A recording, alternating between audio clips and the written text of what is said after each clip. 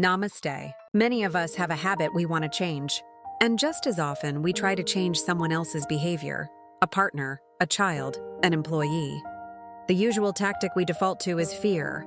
Beware, the inner voice says. Danger lies ahead if you don't change your ways. This approach feels logical.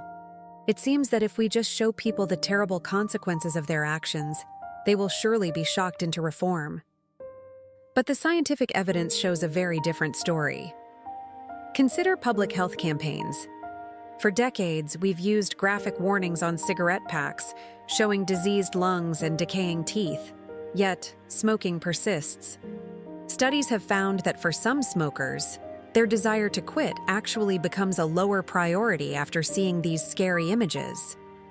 Why? Because intense fear, especially when the solution feels distant or difficult, can freeze action.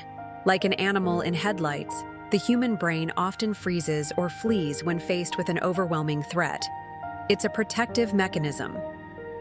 The brain defends itself by either avoiding the bad news, like our smoker who quickly looks away and scrolls their social feed, or by rationalizing it away, thinking, "This won't happen to me." Fear doesn't clarify the path forward. It just signals a shutdown. This isn't just about avoiding scary pictures. Humans are fundamentally wired to seek good news, a phenomenon known as the optimism bias. We actively absorb information that tells us things are going well, while discounting information that suggests otherwise. An experiment beautifully illustrates this. Participants were given expert opinions about the future risk of various negative events. The results were stark. Positive expert views, suggesting lower risk, moved people's beliefs far more than negative ones that warned of higher risk. This powerful bias for good news holds true across all ages, from 10 to 80. We open our investment portfolios when the market is up, not when it's crashing. We are hungry for signals of progress, not warnings of doom. So if fear is a poor motivator, what actually works? The answer lies in changing the frame from threat to progress. In a hospital grappling with low hand hygiene, only 1 in 10 staff members were sanitizing their hands between patients, despite knowing the risks.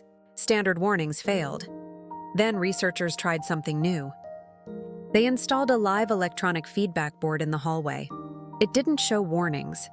Instead, it showed positive data, the current compliance rate for the shift, and how the team was doing compared to others. The results were astounding. Compliance jumped to nearly 90%. Why did this simple board work where scary warnings failed? Because it brilliantly leveraged 3 powerful positive drivers of human behavior. First, social incentives. We are social creatures, and we are deeply influenced by what others are doing. Seeing the team's rate improve made everyone want to contribute. Second, immediate rewards. The reward wasn't a bonus check. It was the instant positive feedback of seeing the number on the board go up right after washing your hands. It made the positive behavior feel tangible and satisfying in the present moment. And third, progress monitoring. The board didn't focus on the dire consequences of failure. It highlighted the positive progress being made toward a goal. It showed a journey of improvement. This framework can be applied anywhere. Another study tested a redesigned electricity bill. Instead of just numbers, the bill showed a household's energy consumption with a simple bar graph, comparing their usage to that of their neighbors. If their usage was below the average, they received a smiley face on their bill. This simple, low-cost intervention caused a significant drop in household energy consumption. It worked because it showed social proof, how you rank among neighbors, delivered an immediate reward, the satisfying smiley face, and allowed for clear progress monitoring, watching your bar get shorter over time. The lesson is clear. Fear can paralyze, but progress propels. To truly motivate change in ourselves and in others, we must stop trying to scare people into action. Instead, we need to be architects of encouragement. Highlight the social proof that makes positive behavior feel normal. Engineer immediate, small rewards that make the journey feel good. And most importantly, frame the mission around the progress we are making, not the disaster we are avoiding. The future we want will not be built on a foundation of fear. It will follow the path of small, consistent, and celebrated gains.